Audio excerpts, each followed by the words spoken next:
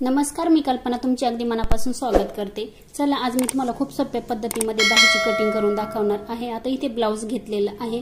आता ह्या ब्लाउजवरून आपल्याला माप घ्यायचंय। आता सर्वात पहिले आपल्याला छाती मोजून घ्यायची।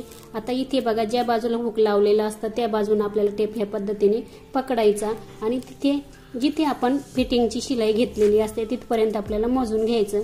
बघू शकता इथे 8 इंच भरलेलं आहे, म्हणजे 32 इंच छातीच्या मापाचं हे ब्लाउज आहे। त्याच्यानंतर आपल्याला दंडघेर मोजून घ्यायचा आहे आणि बाहीची लांबी पण मोजायची। हे बघा, बाहीची लांबी आहे इथे 5.5 इंच।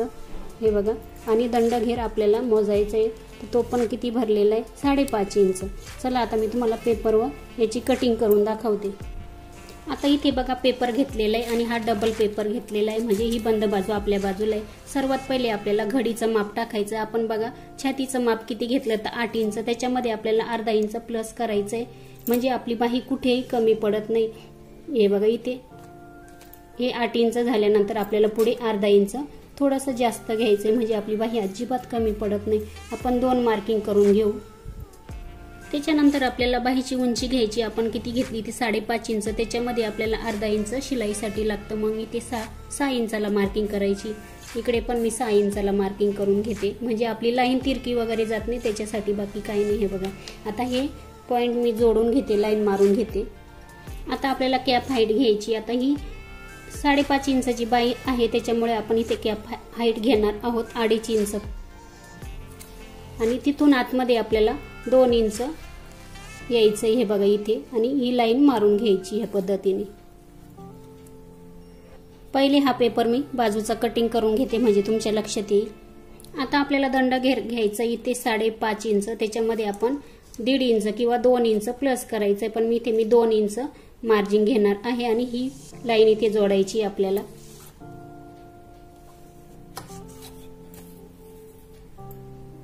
आता आपण इथून बघा, आतमध्ये 2 इंच आलेलो आहोत, तिथून आपल्याला आहे ना, इथून तर इथपर्यंत आपल्याला लाईन जोडून घ्यायची।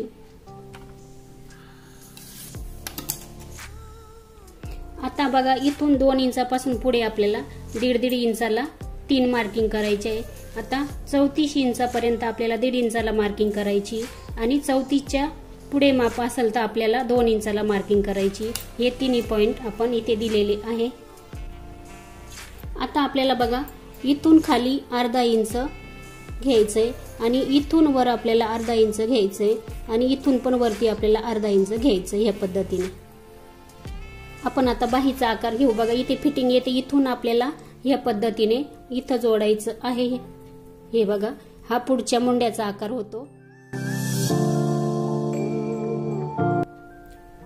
आता आपण पाठीमागच्या मुंड्याचा आकार घेऊ। इथून बघा, इथपर्यंत सरळच यायचं, आणि इथून आपल्याला ह्या पद्धतीने असं इथे जोडायचं, आणि तिथूनही पण आपल्याला ह्या पद्धतीने असं इथपर्यंत जोडायचं। डार्क करून घेते आता मी।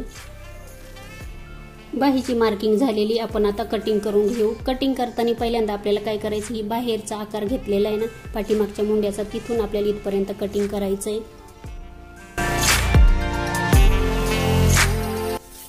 आपण इथे मध्यभागी कट मारून घेऊ, म्हणजे मधला सेंटर आपल्या लक्षात येतो। बाही ओपन करायची आपल्याला आता। त्याच्या आधी आपण इथलं पण कट करून घेऊ, आणि पेपर कटिंग करताना नेहमी कैची पेपरसाठी वेगळीच वापरायची। बाही बघा ओपन केलेली। आपण आता पुढच्या मुंड्याचा आकार घेतलेला आहे, तो कटिंग करू। तो पण कुठून करायचा हे पण सांगते। हे बघा, जशी मार्किंग केलेली आहे त्याच पद्धतीने आपल्याला कटिंग करायचंय। खूप छान बाही बसते, अजिबात फुगा येत नाही।